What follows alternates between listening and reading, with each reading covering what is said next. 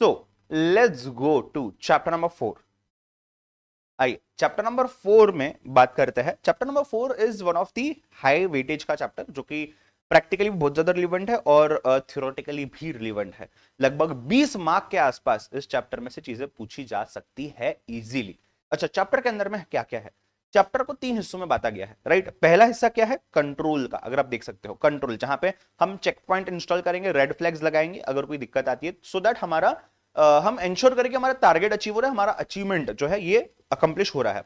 दूसरा पार्ट जो है इंस्पेक्शन है। इंस्पेक्शन इसी में से निकल के आता है, हम देखेंगे। इंस्पेक्शन में हम क्या करेंगे? हम चेक करेंगे, डायग्नोस करेंगे कि एग्जैक्टली दिक्कत क्यों है, हम काम क्यों नहीं कर पाए हैं। इसमें वर्क स्टडी वगैरह के कॉन्सेप्ट देखे थे अपन ने।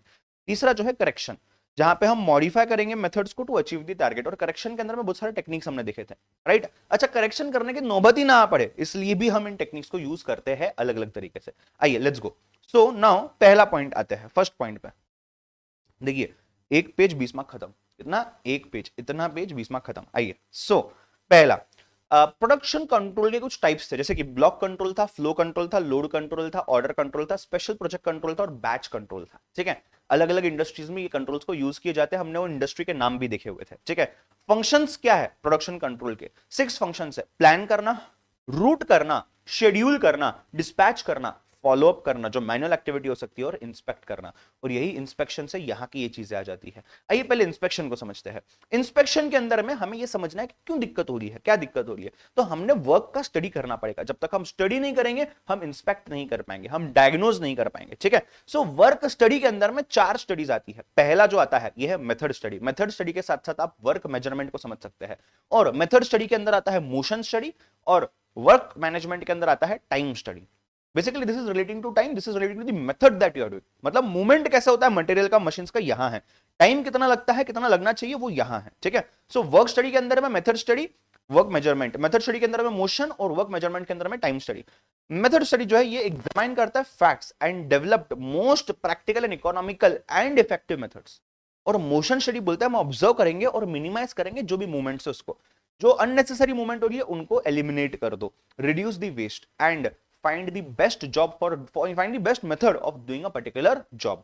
वर्क मेजरमेंट बोलता है measure the quantity of work involve, कितना क्वांटिटी है, और कंपाइल करिए स्टैंडर्ड टाइम उन सभी एक्टिविटीज का। ठीक है, टाइम स्टडी बोलता है track the time consumed, identify standard time to perform the task and increase the productivity. ठीक है, उसके बाद नेक्स्ट यहां पे देखिएगा। सो ये इंस्पेक्शन देख लिया अपन ने। अब ये रूटिंग और शेड्यूलिंग को समझते हैं। शेड्यूलिंग जो है ये देखिए, ये पूरे यहाँ के इतने पार्ट में, ये इतना जो पार्ट है आपका पूरा, ये पूरे पार्ट में शेड्यूलिंग और रूटिंग को मैंने कवर किया हुआ है। ठीक है, शेड्यूलिंग जो है it is nothing but a process of arranging, controlling and optimizing work and the workload, right. Routing जो है ये प्री रिक्विजिट है शेड्यूलिंग का। Both are interconnected, interdependent. आप रूट जो है आप कर लोगे, बट शेड्यूलिंग नहीं करते तो रूट करना डिफिकल्ट है। But at the same time अगर मैं ऐसा बोलता हूं कि आपने शेड्यूलिंग कर दिया और रूटिंग हुआ ही नहीं है तो भी दिक्कत है। तो दोनों इंटरकनेक्टेड, दोनों इक्वली इंपॉर्टेंट है। ठीक है, फैक्टर्स अफेक्टिंग शेड्यूलिंग, पहला सबसे पहला routing, routing change, scheduling change. Method of production, quantity कितना प्रोड्यूस करना है, रॉ मटेरियल का ट्रांसपोर्टेशन कैसे होना है, कैपेसिटी कितनी है। ठीक है, इसके लिए कुछ प्रिंसिपल्स बनाए गए हैं। देयरफॉर फैक्टर से ही प्रिंसिपल्स क्या है शेड्यूलिंग के? Principle of optimum task force, principle of optimum production plan, principle of optimum operation sequence. तो तीनों भी ऑप्टिमम प्रिंसिपल से, पहला टास्क साइज के लिए है, साइज के लिए बेसिकली, दूसरा प्लानिंग के लिए है, और तीसरा ऑपरेशन सीक्वेंस के लिए है। ठीक है, शेड्यूलिंग के कुछ सिस्टम्स होते हैं, यूजुअली 3 सिस्टम होते हैं। पहला सिस्टम जो है यूनिट सिस्टम है, दूसरा सिस्टम है बैच, तीसरा सिस्टम है मास। बैच और मास की बात ठीक है, यूनिट में कुछ सब बाइफर्केशंस है। यूनिट में पहला है प्रोजेक्ट, दूसरा है जॉब। और जो पहला है, पहला कौन सा है? प्रोजेक्ट। दूसरा कौन सा है? जॉब। जॉब के अंदर में अराइवल पैटर्न है, प्रोसेसिंग पैटर्न है, मशीन की वैरायटी से, और नंबर ऑफ पीपल इन्वॉल्व है, राइट। इनके हिसाब से आपका सिस्टम चेंज हो सकता है, सिस्टम में आपको वैरायटी दिख सकती है शेड्यूलिंग के। सीक्वेंसिंग के रूल्स है सिंगल फैसिलिटी के लिए, जहां पे एक ही फैसिलिटी काम कर रही है उसके कुछ रूल्स है, जैसे कि फीफो या FIFS, SPT shortest processing time MDD है, लीफो है या एलसीएफएस है, एसएसआरओ है और डीएसआरओ है। ठीक है, ये एमसीक्यू में बहुत बार पढ़ा है हमने। ठीक है, चलिए उसके बाद अब इसकी बात की है शेड्यूलिंग की, तो आइए लाइन बैलेंसिंग और क्यूइंग की भी बात करते हैं।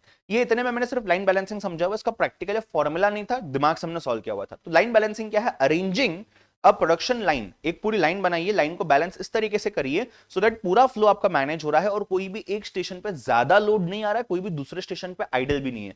तो ज्यादा लोड आ गया तो डिले हो जाएगा, तो हमें डिले भी नहीं चाहिए, तो ज्यादा लोड भी नहीं डालना है। और अगर लोड बहुत कम है तो आइडल टाइम आ जाएगा, तो हमें आइडल टाइम भी नहीं चाहिए। ठीक है, चलिए क्यूइंग की बात करते हैं। क्यूइंग के अंदर में पहले तो एलिमेंट्स, इसमें कुछ फॉर्मूला भी थे छोटे मोटे, हमने दिमाग से भी सॉल्व किया हुआ है, फॉर्मूला भी यूज किया हुआ है, मैंने उनको यहां पे ज्यादा इंक्लूड नहीं किया है। आप इस चीज पे पहले ध्यान दीजिए। ठीक है, एलिमेंट क्या है क्यूइंग के? 3 एलिमेंट्स है, arrival process, service systems, Q structure. आपको शायद वो डायग्राम्स याद आ रहे होंगे, हमने अलग अलग डायग्राम्स देखे थे इसमें, मॉड्यूल से दिखवाए थे मैंने आपको डायरेक्ट। ठीक है, सो अराइवल प्रोसेस जो है ये 3 चीजों की वजह से वेरी हो सकता है, उसमें 3 सब एलिमेंट्स है। पहला according to sources which is infinite finite हो सकता है। दूसरा अकॉर्डिंग टू नंबर्स, इंडिविजुअल हो सकता है, ग्रुप में लोग आ रहे हैं। तीसरा अकॉर्डिंग टू लाइन हो सकता है, रेगुलर लोग है, इरेगुलर लोग। ये पूरी सर्विस इंडस्ट्री है, तो सर्विस इंडस्ट्री के हिसाब से अराइवल कस्टमर कब होता है। फिर दूसरा है सर्विस का सिस्टम, और सर्विस के सिस्टम में 2 सब एलिमेंट्स है, एक है स्ट्रक्चर, दूसरा है स्पीड। स्पीड के अंदर में 2 और सब एलिमेंट्स है, सर्विस रेट है जो कि कस्टमर्स अपॉन टाइम से कैलकुलेट किया जाता है, फॉर्मूला में देखा था। दूसरा है सर्विस टाइम जो कि टाइम अपॉन कस्टमर्स से निकाला जाता है। अच्छा, ए पार्ट जो है स्ट्रक्चर, उसके अंदर में 4 स्ट्रक्चर्स है, ध्यान देना। पहला सिंगल सर्विस फैसिलिटी, दूसरा multiple parallel facility with single queue, एक ही लाइन है बट पैरेलल फैसिलिटीज है। तीसरा multiple parallel facilities with multiple queues, एक लाइन नहीं 4-5 लाइन है। और चौथा service facilities in a series, पहले एक फिर दूसरा फिर तीसरा, पैरेलल नहीं है।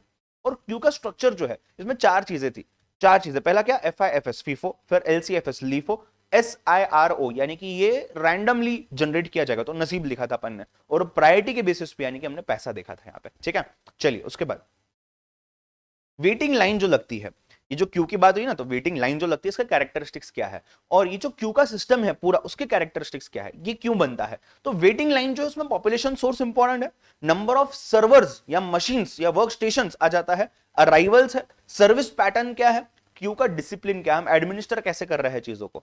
और अगर मैं क्यू सिस्टम की बात करूं तो सिस्टम के अंदर में आपका क्यू का लेंथ कितना है, ओवरऑल सिस्टम का लेंथ कितना है, कितना समय लगता है इंसान को आने के लिए, वेटिंग का टाइम कितना लगता है, टोटल प्रोसेसिंग का टाइम कितना लगता है वेटिंग टाइम इंक्लूड करके, और सर्विस का आइडल टाइम कितना है। ठीक है, वेटिंग लाइन परफॉर्मेंस की अगर मैं बात करता हूं तो उसको मेजर कैसे करते हैं। पहला average number of customers waiting in the line और इन द सिस्टम, इससे भी मेजर करते हैं। दूसरा average time the customers wait in the line और इन द ओवरऑल सिस्टम। तीसरा सिस्टम का यूटिलाइजेशन। चौथा implied cost of given capacity level.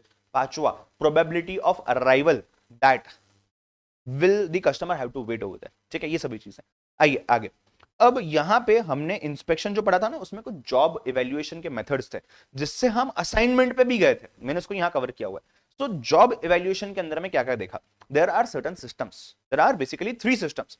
पहला सिस्टम क्या है, रैंकिंग और ग्रेडिंग मेथड है। दूसरा क्या है, फैक्टर कंपैरिजन मेथड है। तीसरा क्या है, पॉइंट रेटिंग मेथड है। पॉइंट रेटिंग में स्टेट पॉइंट भी है, वेटेड पॉइंट भी है, और मनी वेटेड पॉइंट भी है। ठीक है, उसके बाद फंक्शंस है जो अफेक्ट करते हैं जॉब के इवैल्यूएशन को।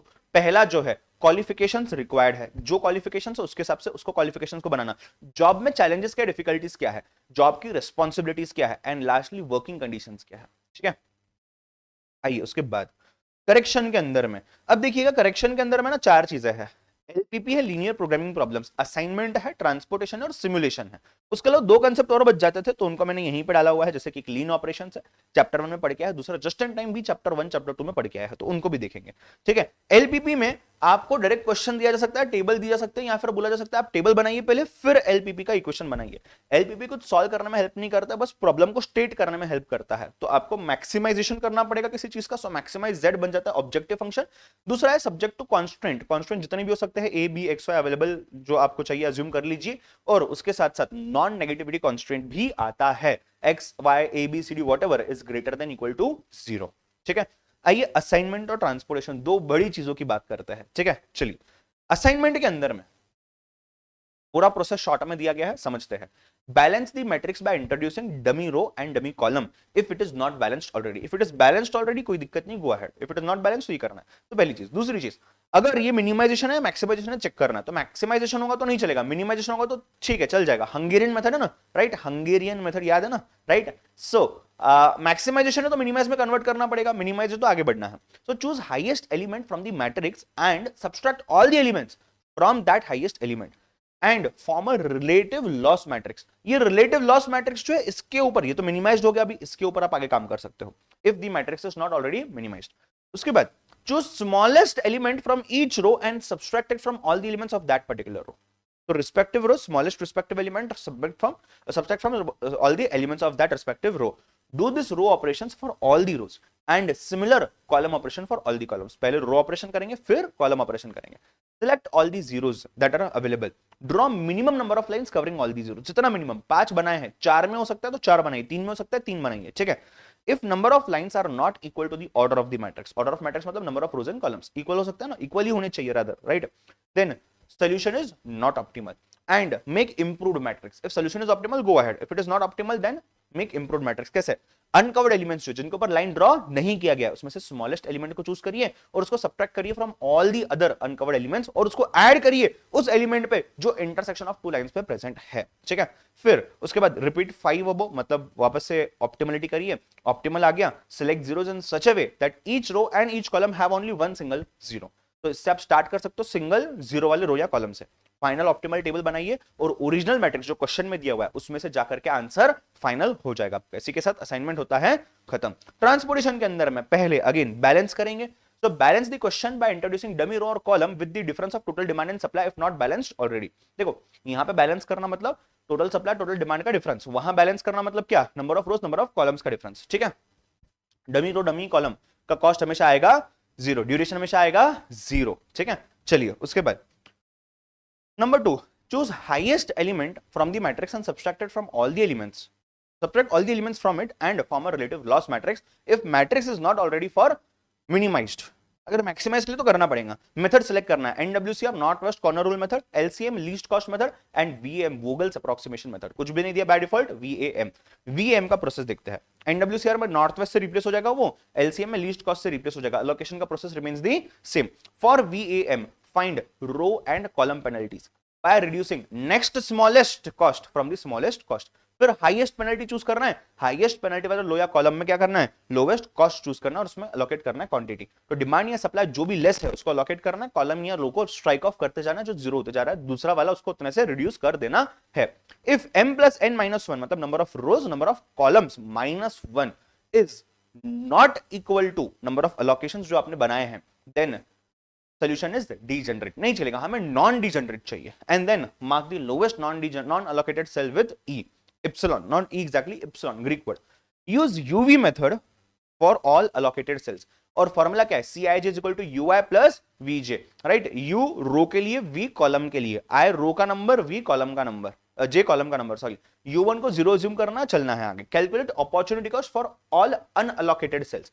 क्या फॉर्मूला, delta Ij is equal to Cij minus UI plus Vj। सब कुछ हवे में भी कर सकते हो, टेबल बनाने टेबल भी बना सकते हो।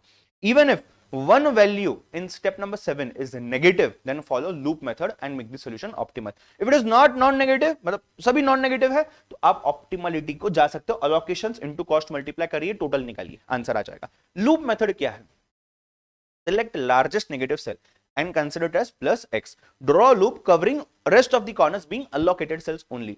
Allot alternative plus x and minus x. Choose lowest quantity of minus x, add it to where it is plus x and subtract it from where it is minus x.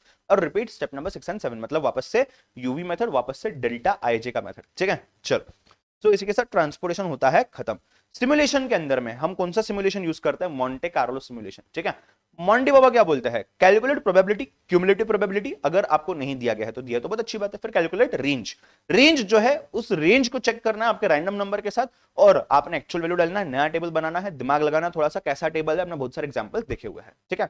आइए उसके बाद लीन operations की बात करते हैं। Let's talk about lean operations.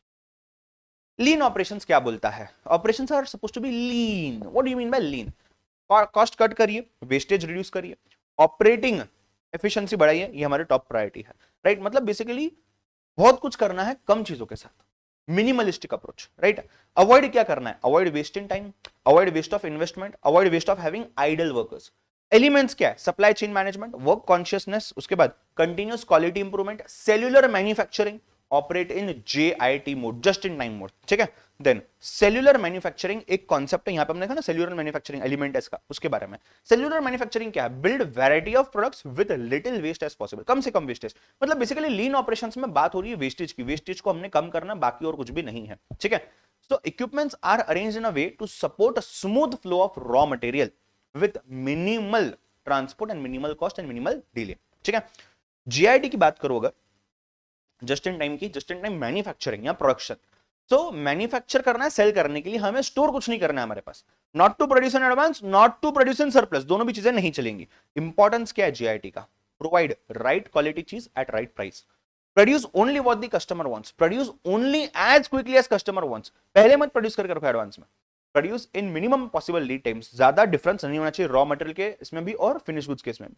Produce in minimal possible lead times, produce with only the features that customer wants, extra मत produce करके रख दो, गलत है वो भी। Produce with no waste of any resource, ठीक है। जीआईटी का ओवरव्यू अगर मैं देखूं, कुछ पॉइंट दिए हुए हैं, प्रिंसिपल्स वगैरह बोल सकते हो, एलिमेंट्स बोल सकते हो। तो पहला इन्वेंटरी रिडक्शन, दूसरा क्वालिटी का इंप्रूवमेंट, तीसरा lead time reduction, fourth vendor के ऊपर control, fifth continuous improvement, sixth preventive maintenance and seventh strategic gain. इसी के साथ पूरा चैप्टर 4 होता है खत्म।